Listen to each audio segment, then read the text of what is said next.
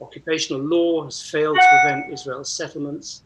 Laws of war failed to stop the military offensive in Gaza, and the Oslo Accords two-state solution is dead in the water. She argues that law is politics, and the application of law depends on the political intervention of states and people. Professor Rashid Khalidi is the Ebert Said Professor of Modern Arab Studies at Columbia University. Professor Khalidi is the author of Brokers of Deceit, How the US has Undermined Peace in the Middle East in 2013, and the winner of the Lionel Trilling Book Award. He's an expert on Palestinian nationalism and identity, and his book, Palestinian Identity, is a seminal work which demonstrates the first signs of national consciousness in the early 20th century. His latest book is The 100 Years' War on Palestine, a history of settler colonial conquest and resistance. And it starts in the final years of the Ottoman Empire. And Professor Khalidi reveals Palestinian nationalism then and evidence of the early Zionists recognizing the colonial nature of their project. And finally, we have Ian Lustick, who is the Best W Professor of Political Science in the Political Science Department of the University of Pennsylvania. And his present research focuses on the implications of the disappearance of the option of a negotiated two-state solution. And his new book, Paradigm Lost, From a Two-State Solution to a One-State Reality, he explains why a two-state solution has failed and explains how Israeli Jews and Palestinian Arabs can enjoy democracy after decades of struggle through what he calls the unintended but powerful consequences of today's one-state reality. Thank you very much, gentlemen and ladies, for joining me.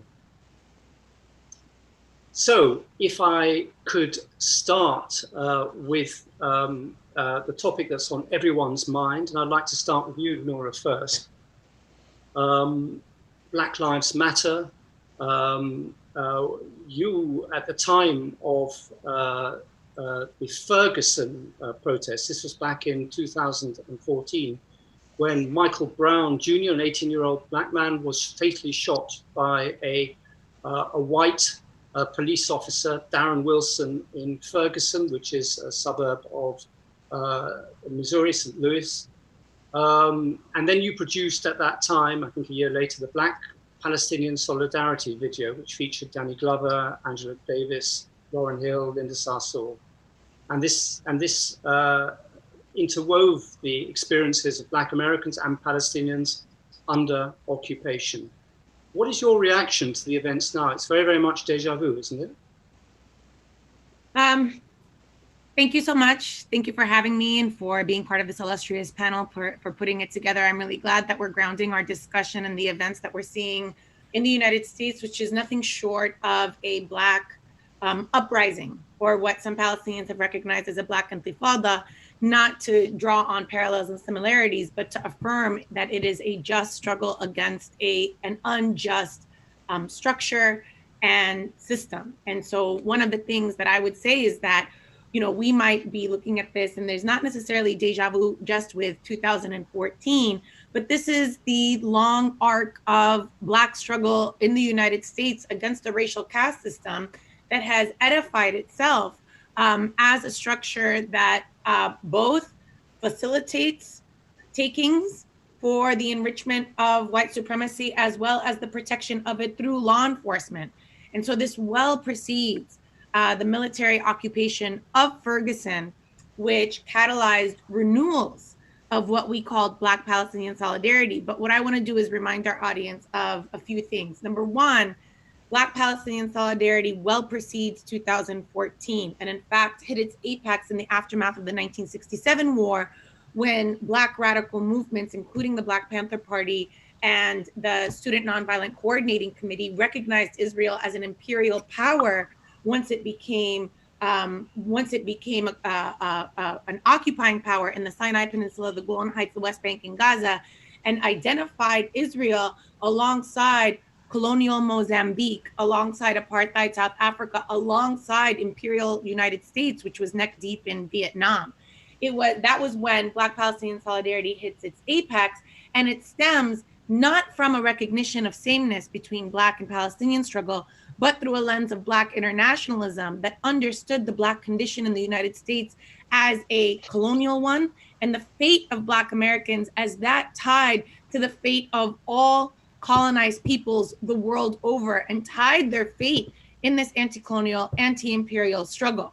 So this creates a divergence in Black freedom movements between a track of seeking political sovereignty and assimilation into the US state with full citizenship and equality, and a track, a more revolutionary track, that sought to both combat the condition of Black subjugation alongside of combating US empire. It is why Malcolm X has historically said, to understand who we are in the who we are in America, we have to understand what America is in the world. In 2014, it was the confluence of the occupation of Ferguson and the largest scale attack against a besieged Palestinian population in the Gaza Strip that enabled a renewal of those articulations, which are also independent from it. And what we're seeing today, and what Palestinians have been trying to articulate and find their ways through, is not to use this moment to assert sameness between Palestinians and Black America, but instead to say Palestinians are in solidarity with Black liberation. There is a distinction between those two things. In the former, we're using this uprising in the United States to draw attention to our struggle. In the latter, we're affirming ourselves as a people's fighting for freedom in alignment with Black struggle, also fighting for freedom in the United States and the world over. These protests have spread across 50 states in the United States. 15 cities have come under military curfew, and about 18 other countries. There have been protests in 18 other countries to support this liberation movement. And that's where I think we are right now. And what happens in the United States obviously impacts the rest of the world, and should impact the way that we think about anti-Blackness in our societies, as well as how we think about white supremacy in the United States as a structure that's not simply to be mediated in interpersonal reactions, but is consolidated by the state itself. Yeah, in Britain, it's been there's been a fantastically interesting response, because as you know, statues of slave traders have been brought down all over the place, but particularly in Bristol, which is a very, very murky history of this, but still, interestingly, there is a real resistance to this. Forgive me for being cynical about this, but following Palestinian affairs for not as long as some people here. But there is a sort of what I would call the Ben and Jerry effect. Ben and Jerry, the ice cream, the liberal ice cream maker, they came out with a very big statement saying that Floyd had been murdered, which is an interesting use of the word, and that his murder was a result of inhumane police brutality that's perpetuated by the culture of white supremacy.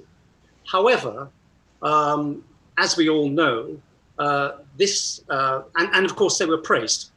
They were praised by CNN and they were praised by Washington Post by saying this stands out amongst the tepid corporate America statements. As we all know, Ben & Jerry has conducted business in Israel with a licensee partner since 1987, and has its ice cream routinely sold by supermarkets in Israeli settlements. So where they are voluble about Black activism, they're absolutely frozen about selling their products in occupied territory. Hence my skepticism about whether or not corporate America will not try and absorb these protests, but particularly corporate America that's so linked to Israel and the Zionist cause. Tell me what you think, Rashid, in response to that. Right. Well, I think we're we may be in a tipping point as far as some things in the United States are concerned. There seems to be a real profound shift going on in public opinion about a problem which goes back to slave trading and slavery in the United States, goes back to colonial expropriation of land and extermination of the indigenous population. What you mentioned about Bristol is happening with the statues in the United States, which symbolize white supremacy, which is to say statues of the traitors against the United States who fought the bloodiest war in American history in order to maintain the institution of slavery, and whose names still adorn U.S. Army bases, whose battle flag was until yesterday allowed in the private personal possessions of U.S. Marines.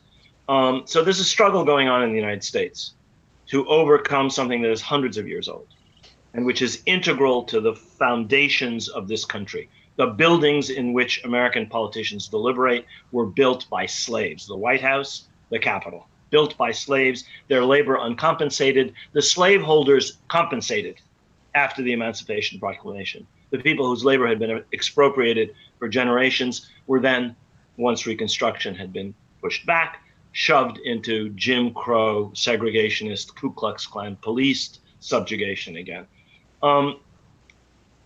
Decades of civil rights acts have not changed some of the fundamental aspects of this. And I think we're actually in a moment where, for the first time I can remember, leave aside the hypocritical grasping corporations, large segments of white American public opinion seem to have finally gotten the point. Now that may or may not change. Public opinion is, as we all know, fickle. But I've been impressed by the degree to which there seems to have been a shift, which may or may not work itself out. This will depend on people's pushing very, very hard. Not just Black Lives Matter, not just Black activists, not just young American white and brown and Black activists, but a larger, much larger coalition. But it is already beginning to emerge in fashions that have changed fundamental things in the United States. In New York City, where the police budget is $6 billion, a law protecting the police from almost any accountability has just been repealed.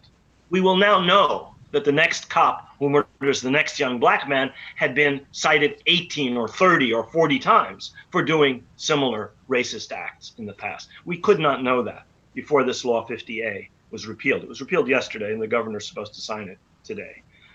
There are similar measures that could and will hopefully be passed, and that's hopefully only a beginning.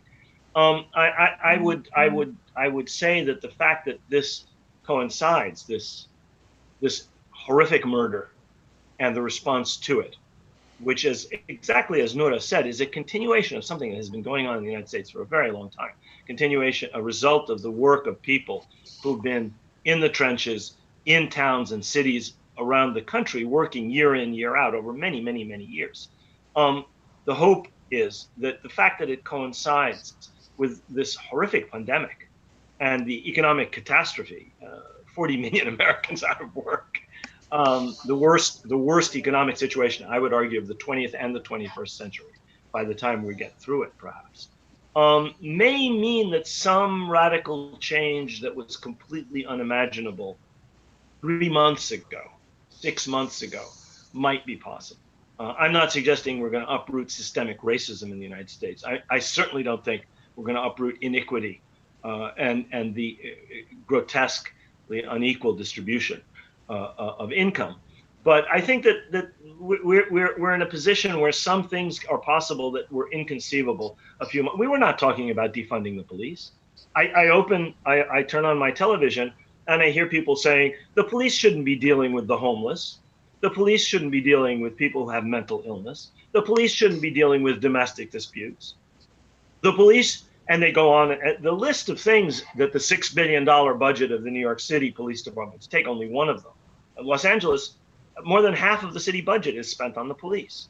And they're doing tests. Drugs? Why are the police dealing with drugs? What do the police have to do with drugs or homelessness or mental health? And one can go, or domestic abuse.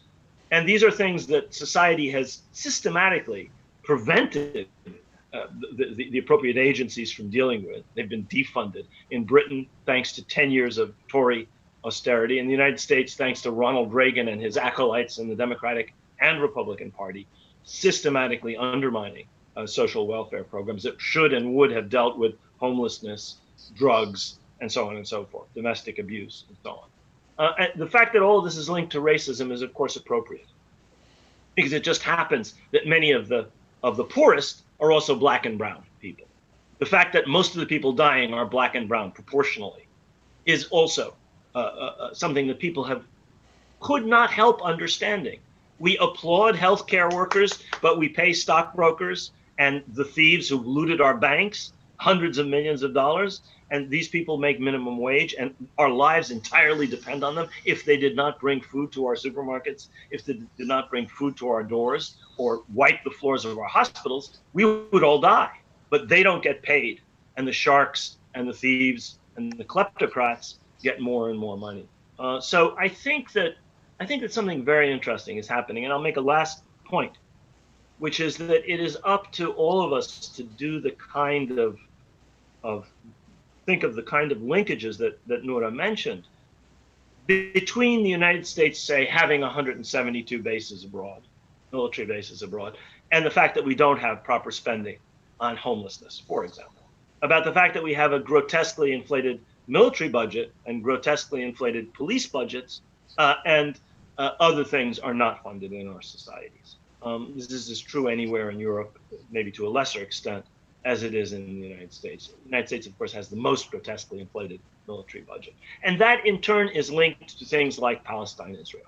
That, in turn, is linked to things like American support for the worst regimes on earth, the most absolute monarchies on earth in the Gulf region. Israel's grotesque violations systematically through a callous system that's been built up over, as I suggest in my book, more than 100 years. And I think that some of those linkages cannot be done in an opportunistic fashion. They have to be done organically as people get to those things.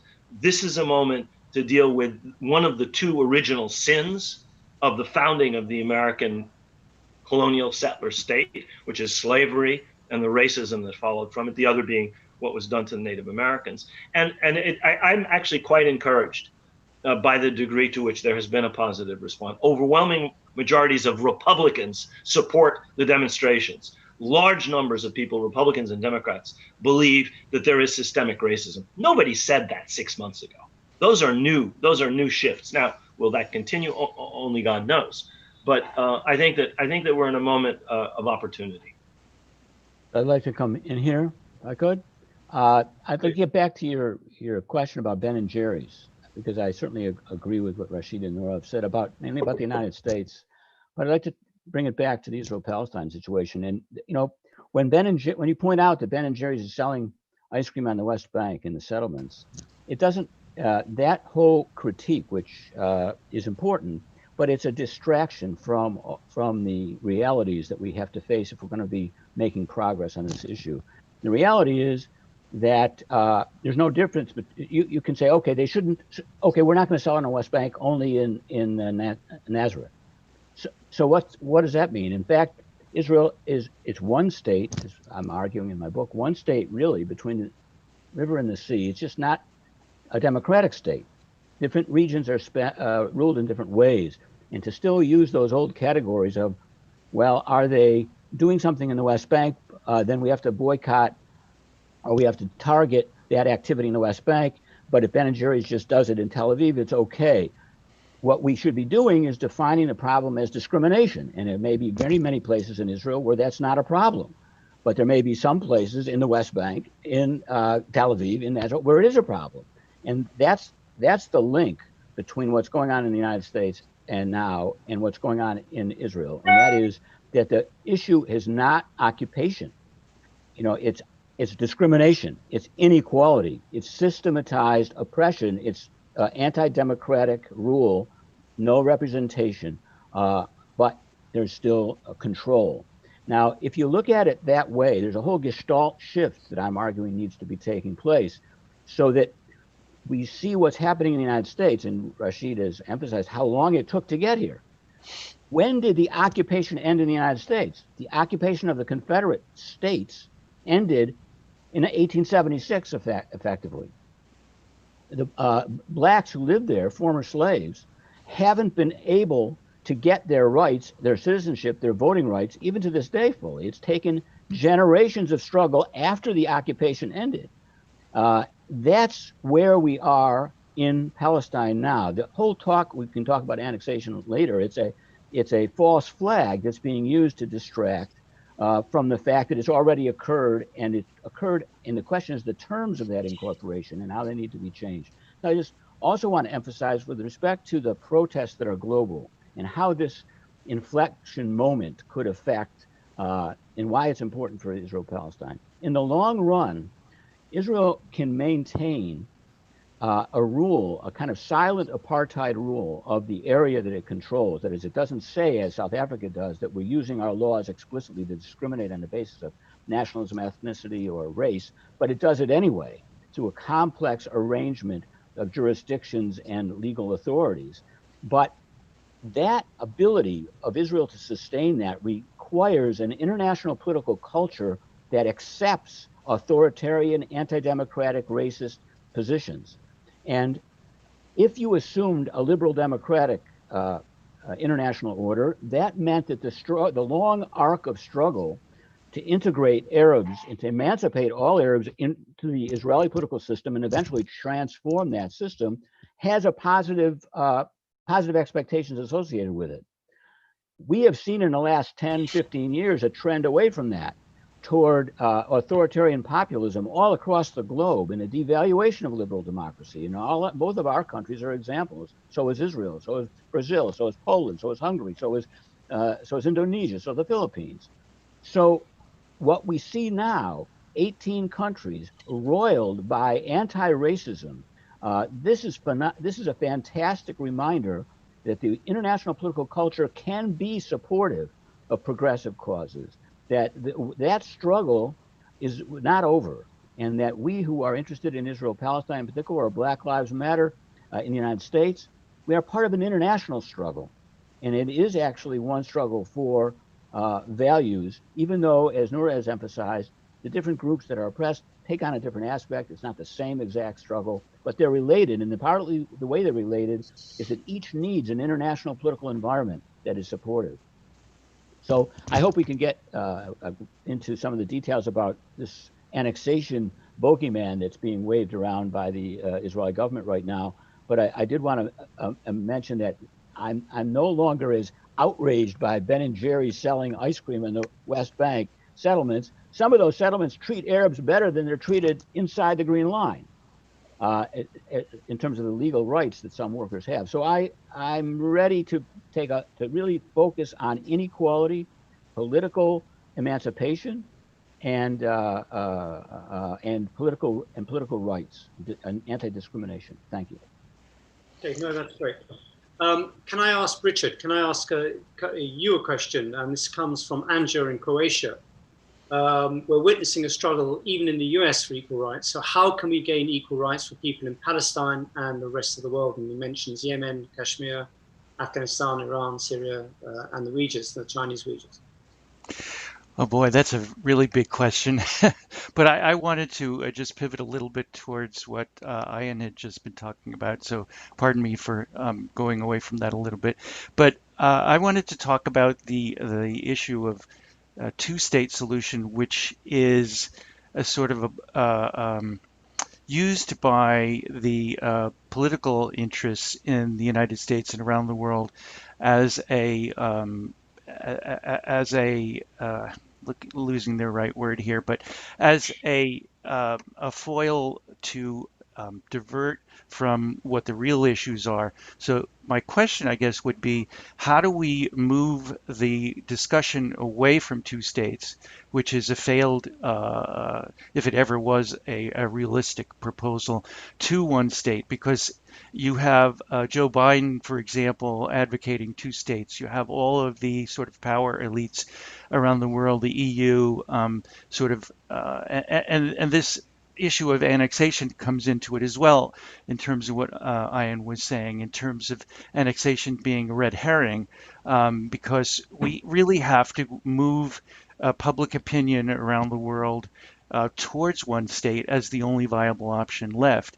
But as long as people in power are holding on to two states and mouthing this two-state chimera, I'm just wondering, how do we move people towards one state, and how do we kill this sort of vampire that keeps existing, this two-state thing? Okay, Well, Noura, can I come back to you?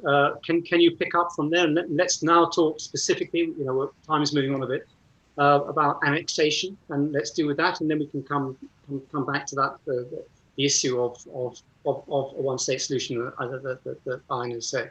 Noura, Yeah. Noura, please come in and tell us about annexation.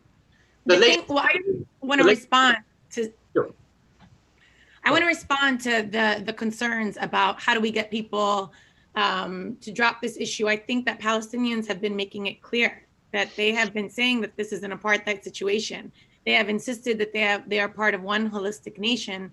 They have been telling the world that our issues are not merely about ending military occupation, but about the right of return, about the end of colonization of all Arab lands, and about, a full and meaningful equality. And so part of the shift that has to happen is that we actually have to let Palestinians lead. We have to believe them. We have to listen to them.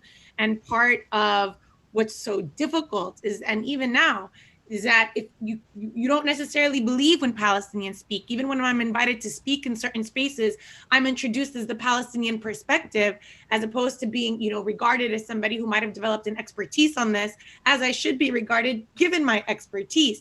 But even when people do invite me, they almost need to apologize to their audiences.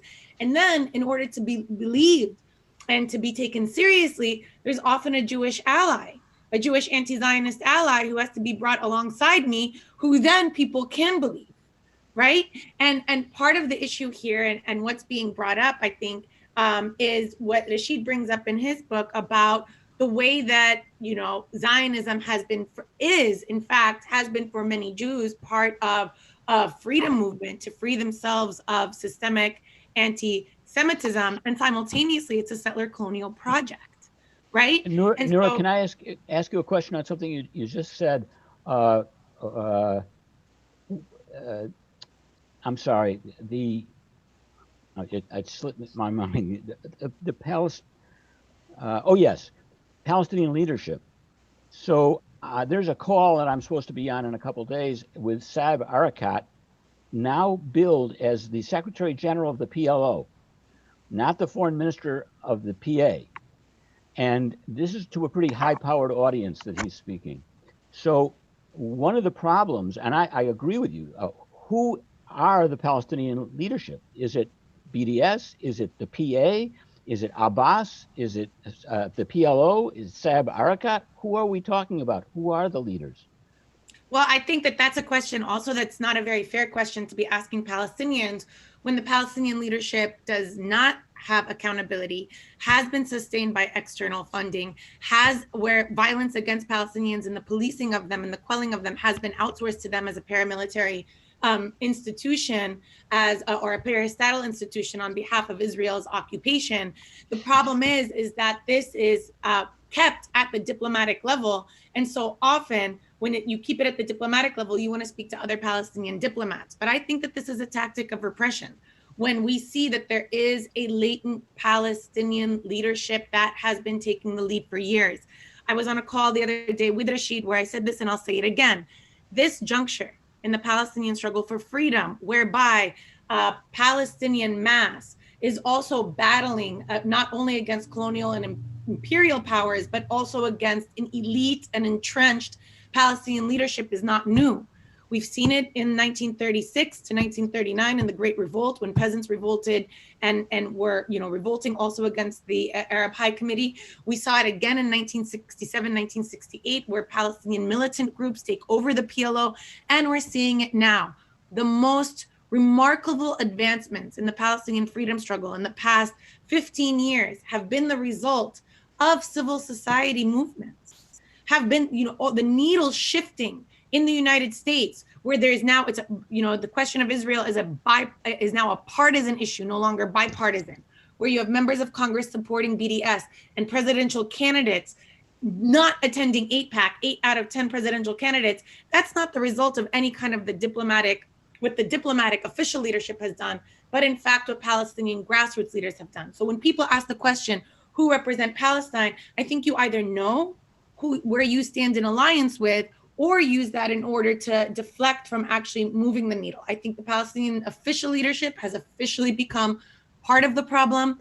not just now, but have been part of the problem. The problem is that how do you overthrow them in a condition where there has been so little political space to develop an alternative? It's not that Palestinians don't have the capacity or the talent or the will, but that there has been an international system that has maintained the structure precisely to contain the conflict, but not to resolve it. Noura, I'd like to just ask you from Ali from France. He's saying, is BDS making any difference? Is it making any difference? Are you asking me? Yeah. Absolutely. Yeah, absolutely. I mean, here's how is it that you think about BDS? If you think of BDS about a movement that's supposed to economically hurt Israel, right? Then you can still measure that economic impact, but it's not very grand. The way that BDS is actually making a difference, I think, is in a few ways. Number one, it's changing the discourse so that Palestinians no longer have to defend and posture why we're not terrorists, which is basically the way that we've been framed. Now the tables are turned and Israel must explain why it's not an apartheid, illiberal, rogue state. Number two, it actually, as a result of controversy, because it's seen as such a threat, Netanyahu has declared it as the second most significant threat to Israel after a nuclear-capable Iran. It creates space for debate where that space is otherwise foreclosed, right? So people here who have been part of this will know that as a result of BDS, we've actually been invited to debate on issues that are otherwise considered taboo, which is why 41 out of 50 states have legislation to either criminalize or already criminalize BDS activity or punish it anyways with civil penalties. And the third reason that it's really effective is because it actually is moving forward and making clear for people that freedom and statehood are not synonymous, and that what happens after Oslo, which is a bifurcation of a rights and a political program, is being rehabilitated. That there is, right now, Trump has told us that the deal of the century is a Palestinian state. One of the things that the BDS movement does is put into perspective that there is no sensible, meaningful freedom without these rights. And so it's rehabilitating these things. But the BDS movement on its own, and this is the last thing I'll say, the BDS movement on its own is not a liberation movement. It's a solidarity movement. It is necessary, but insufficient, and is not complete without a program for decolonization, which is where, is the purview of the Palestinian people.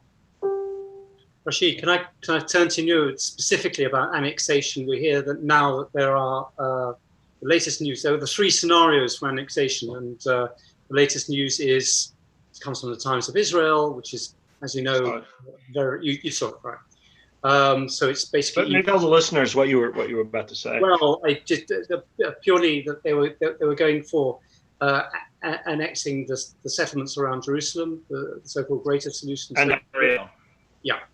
And this was like a smaller version that they were holding back on the Jordan Valley because of American fears about Jordan. This again is the scenario that we offer you the maximized version and then pull back and do a little bit, and everyone breathes a sigh of relief, and suddenly, we're all supposed to be really happy about this, when in fact it's a disaster because it cuts East Jerusalem off from the West Bank, as we all know. Tell me about your feelings about your view of annexation and what's going on here. Well, briefly, I'll talk about the fact that I think annexation is largely a red herring. Annexation has been ongoing since 1967 in different ways at different stages. Israeli law already applies to all Israelis all over the occupied territories. And so they've been annexed, and the land on which they stand is annexed, and Israeli law applies to them. And when we were trying to negotiate in Washington, giving a real Palestinian Authority jurisdiction over land and people, the Israelis said, absolutely not. Absolutely not. That is off the table. That will never be allowed. They had already annexed in 1991-2-3 in practice. So I believe, I'll come back to it in a second. I just want to pick up on something that Noura said. And she's absolutely right. What has happened in the last 10 or 15 or 20 years represents the biggest change in American public opinion ever witnessed. And it is it is absolutely not under any circumstances a result of anything done by the so-called Palestinian leadership. It is a result of Palestinian civil society finding a response in American civil society, among students, young people in the Jewish community, and other groups. And everything that she said is a result of that. We are in a completely different world today than we were 20 years ago in the United States as far as what can be said, what is allowed to be said. I mean, you can compare it in a certain sense to what's happening today as a result of Black Lives Matter. Majority of Americans believe that Black Lives Matter. They didn't six months ago. The same kind of things on a much longer time scale have happened entirely as a result of the activism driven by Palestinian civil society. Those are the leaders of the Palestinian people. That is the element that is alive and thinking and represents. Go back and look at who makes up the people who put out the BDS call back in the day. They're every vibrant, living, active element of Palestinian society, rather than the dead, bankrupt, bloated, bureaucratic political parties with absolutely no vision and no strategy that claim to represent the Palestinians. So I think that's very, very important to understand. And to get back to this annexation issue, I agree with both of my colleagues, with both what Noura and Ayan said. We have to be thinking in broader terms than the narrow diplomatic language that's been used. Israel has been annexing and creating a one-state reality since 1967. This is just a tiny step in a process. And you have this master magician, Benjamin Netanyahu, doing exactly what you said, David, throwing out the idea for doing something broad and extensive, and then pulling back and doing something more limited, and thereby popping the balloon of potential opposition. I think we shouldn't allow ourselves to be led by the nose by this charade. I think that we should be talking in much more fundamental terms about things like the extension of Israeli law, about things like systemic discrimination and racism, about things like what Ayan talks about, what Noura talks about, what I talk about, each of us in different ways in our books, about some of the systemic structural problems that are going to have to be addressed if this problem is to be resolved on a just and equitable basis. And that is not impossible. I mean, I don't think a two-state solution is possible, mainly because Israel has made it impossible. It has various aspects that are desirable and various aspects, in my view, that are very undesirable. But that's not the point. The point is, it has been walled off by 53 years of systematic, well thought out laying of concrete, building of barriers, absorption of territory into Israel. Getting to an equitable one-state solution. I mean, Ayan mentioned incorporation of Palestinians into the Israeli polity on a basis of equality and democracy, and then the transformation of that polity. That might be one way to get to that.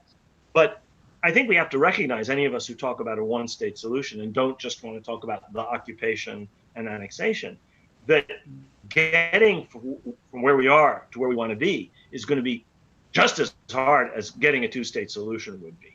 You're going to have to overcome entrenched privilege, the privilege of being Jewish in Israel.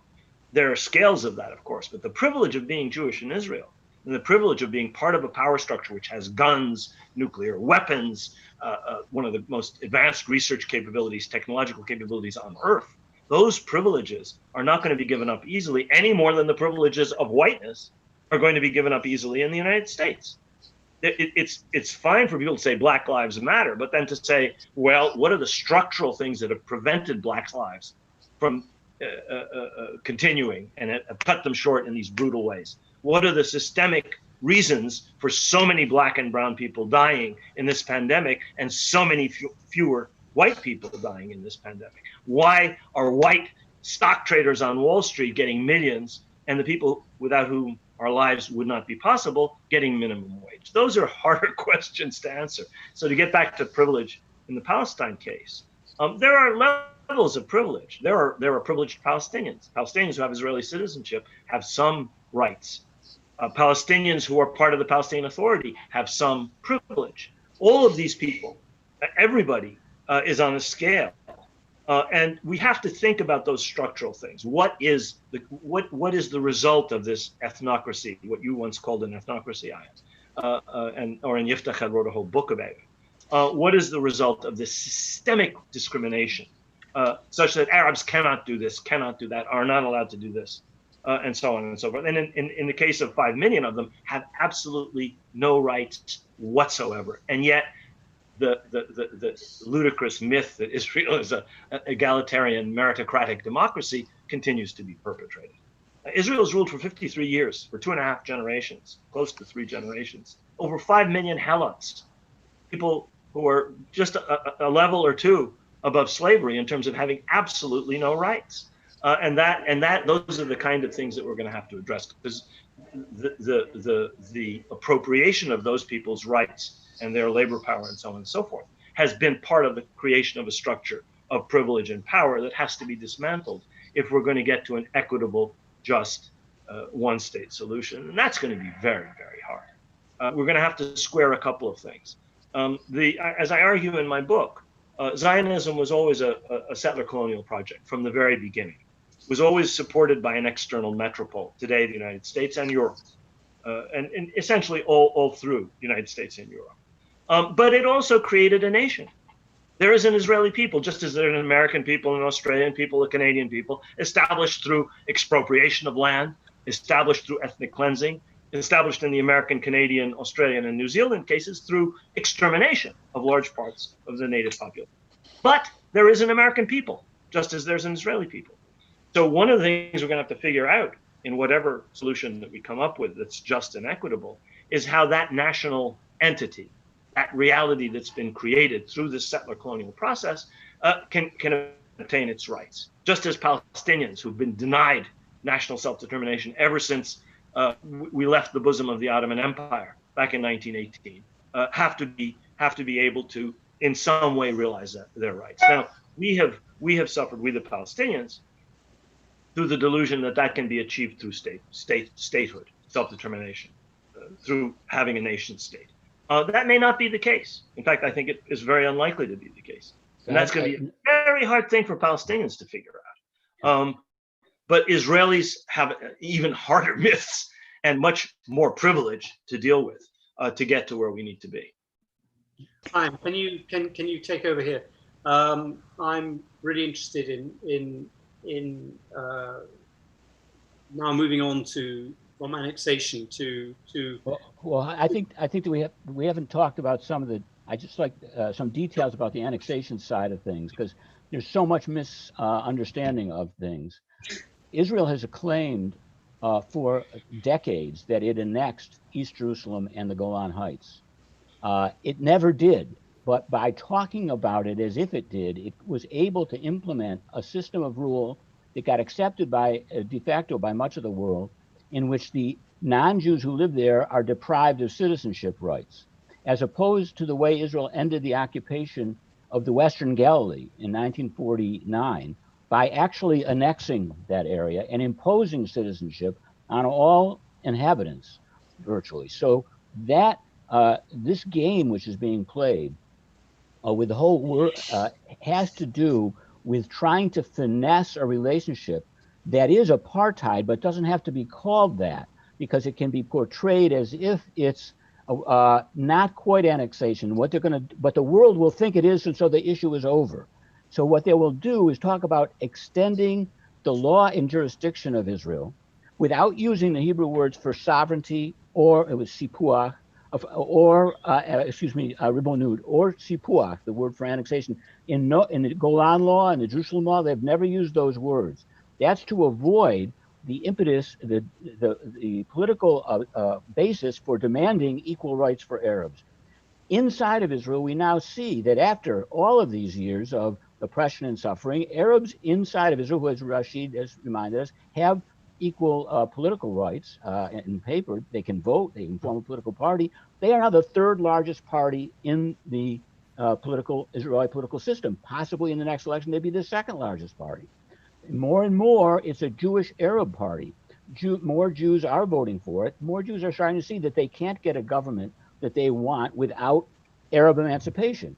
Just as the Democratic Party used to be the pillar of Jim Crow for decades, now it can't win an election without a massive black turnout. These are the kinds of changes which we can only move toward when we realize the opportunities of recognizing that annexation has occurred, and what we are fighting over are the terms of it. And we must not allow ourselves to miss those opportunities of fighting on the ground of equality and political emancipation and democracy, not fighting on the ground of the end of the occupation, because when you say that, you are differentiating Gaza and the West Bank from Israel proper and East Jerusalem, and you're missing the point that it's one system which uses different techniques, but all of them are incorporated in an Israeli state that's not democratic, and that's what can change. And it can change. In fact, the only way these things do change is through the unintended consequences of a long arc of democratic politics in which some Jews and some Arabs start to see themselves as having the same political interests, just as some Irish Catholics in the 19th century and many British liberals started to see that they couldn't fight the Unionist Party without alliances that eventually produced, weirdly, a separate state solution in 1920. But that's the kind, we look at women. Women have never gotten their rights in industrialized countries because men and women sat down and negotiated, and the men gave the women something, or the women broke the power of the men. No, it's because some men, in order to defeat other men, found emancipating women to be in their interests. That is the kind of complicated story of how partially democratic countries include those who were excluded.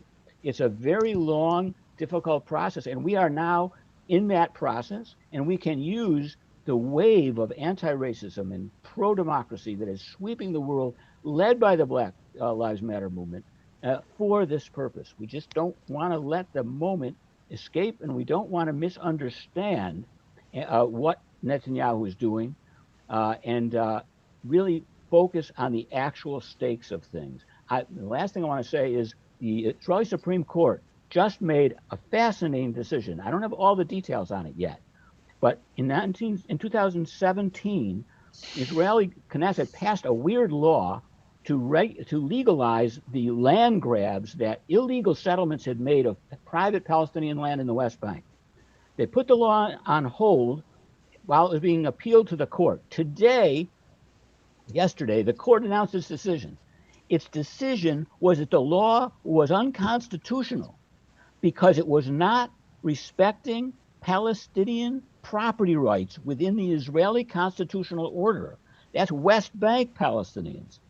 I am trying to check, but I don't believe the court has referenced Hague or any other international law. In other words, the Israeli Supreme Court is ahead of us all in defining the one-state reality legally for the first time, really, as far as I know.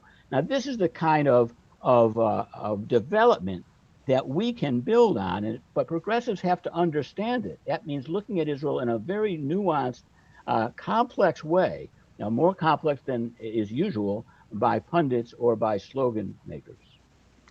If I could jump in here and be a little bit downbeat, I appreciate all of the optimism that all of my colleagues on the panel have expressed. But as someone who has been observing Israel and Israeli politics since 1967, I'm feeling quite frustrated by the status of Israeli politics and society. And even though I concede what Ayan has just been talking about changes within Israeli society, I just see this increasing fascism happening within Israel, and what I see is the inability domestically of Israel transforming itself into anything that could become a one-state solution.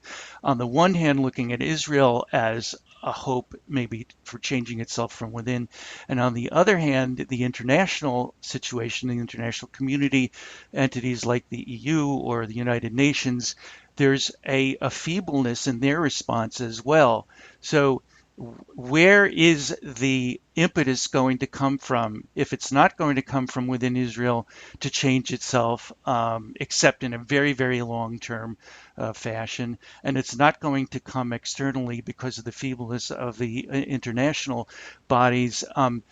How is this going to happen? And I realize what Professor Khalidi said. It's going to be a very long-term process. It's going to extend far beyond our lifetimes, possibly, which is saddening to me. But so where does that leave us?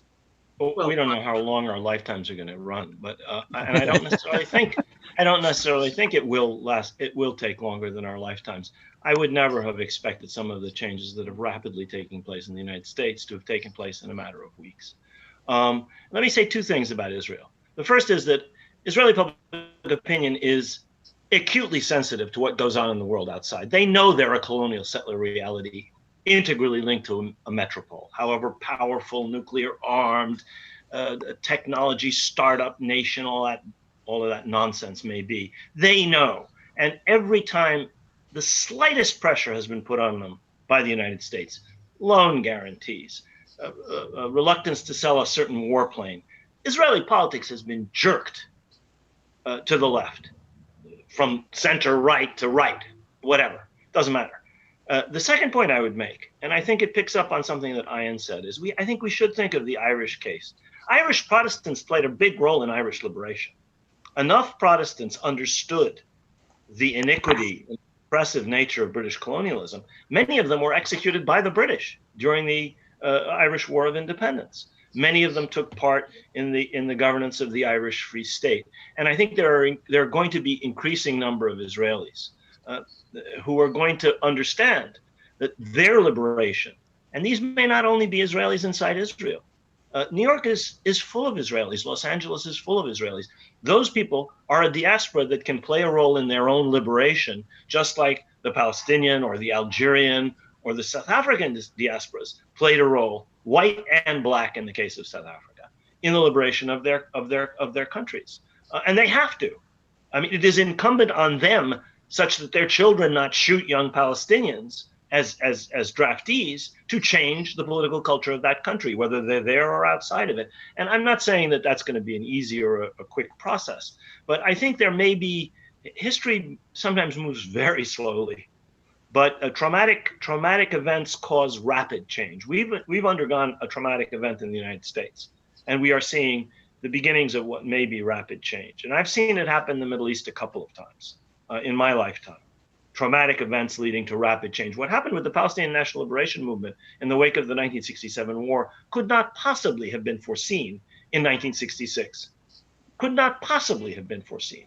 And I could give you other examples. I'm not saying that's going to happen with Israelis, but they have no future except an unending future of oppression and of exclusion from the international community over time. Even if that takes much longer than it should, it is going to happen. As long as the trend towards liberal democracy is not overwhelmed by the autocratic tendencies that Ian has correctly pointed out in many, many, many countries around the world. Noura, are you as optimistic? Always. I'm an activist. I have my optimism always remains, regardless. There's only one way that we know how to survive. This is just the course of our, Ian has recounted the multiple struggles of women's suffrage, equality, emancipation, abolition of slavery, soon come the abolition of prisons, freedom for Palestinians and others. There is, we just cannot sustain such a racist, militarized apparatus as is currently sustained by Israel. Now, it could become as malleable as the United States racial colony has become, which is to create some room for inclusion, tokenized leadership. We even saw the first Black president, and yet still an institutionalized racism maintained. So there are ways to sustain these types of grotesque violences, but I think that it's inevitable that our human nature. I disagree with Hobbes that we are inclined to be, to self-preserve and only take what's for us. I believe that our nature is to know freedom and to fight for freedom. And that has been proven time and time again. I want to say a few things about some of the things that have been raised. Number one, I don't know the details of the Supreme Court decision that INU referenced, but I do want to say that when I saw something similar about, the prohibition of the taking of private Palestinian lands, that there is a long history of that where the Supreme Court has protected private lands while distinguishing state lands, which are the majority of been historically held under the commons.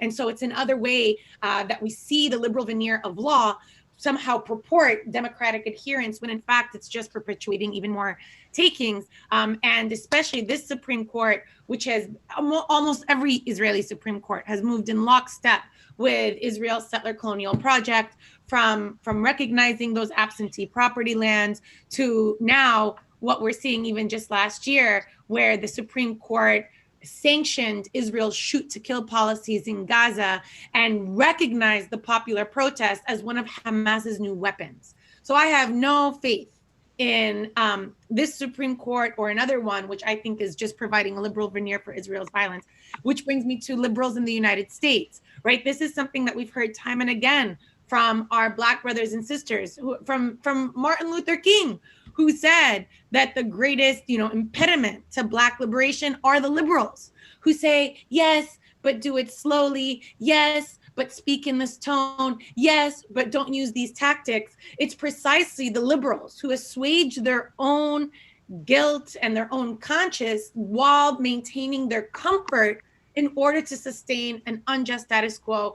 And the liberal establishment, and liberal establishment, I mean from the Zionist liberals to American liberals, on the question of Palestine, or what they regard as the Palestinian-Israel conflict, have been, in my opinion, more dangerous to this, to the Palestinian subjugation than has Kufi, right, the evangelical movement, or the Israeli hawkish right, because they are explicit about what they do. It's the liberals who speak out of both sides of their mouth, who will condemn Israel and at the same time sustain unequivocal diplomatic, financial, and military aid so that it can continue its settler colonial takings and its oppression. And now we've seen those liberals once again, wrangling their hands. They should have made this decision that there was no, Israel cannot save itself. Obama gave the Israelis a speech on how to save themselves. There has been time and again, there was the second election of Netanyahu, if not the third, where liberals have had to contend with the fact we really do think that the two-state solution is over. They've been several reckonings. Here is yet another one. Jerusalem was one. Here is yet another one where we are on the eve of annexation and they are still holding on to this fantasy that somehow Israel can be saved from itself. That's not least of which because there has been no accountability, not 1 ounce of responsibility for Israelis. If you ask most Israelis what they believe should happen for Palestinians, most of them don't even know, they don't see Palestinians. Since the wall has been built, there's no, they can't see them, they don't feel them, they don't even impact their politics. We had 3 rounds of Israeli national elections. Palestinians or the occupation was not on a single ballot, was not an issue, was not an election issue, was not part of a debate. They don't see Palestinians. They don't care. There's no to it. The last thing I want to say about this, what the Israeli liberal, in fact, they believe, and this is what most white Americans believe, it's why they have such a hard time contending with racism. They believe that they're native and that Palestinians are a bunch of Arabs who have come and are simply motivated by anti-Semitism, which is the most self-absorbed way to see this. And again, re-entrenches this incapacity to see Palestinians as a people fighting for their freedom. And finally, I think that the primary responsibility should go onto the Palestinian leadership, which is at this point more than any other, should be the ones running around the globe calling for sanctions on Israel and making the connection between sanctions on Israel, US empire, the 172 bases that Rashid mentioned, and the subjugation of Black peoples. If we had an accountable Palestinian leadership, it would be doing that. Brilliant. I'll give a final word to Ayan and then to Rashid. I agree with both the emotion and the points that you're making, Noura, but it's also crucial to be subtle in looking at what developments mean. You pointed out that BDS wasn't successful by crippling the Israeli economy or even damaging it particularly, but by changing the discursive spaces available.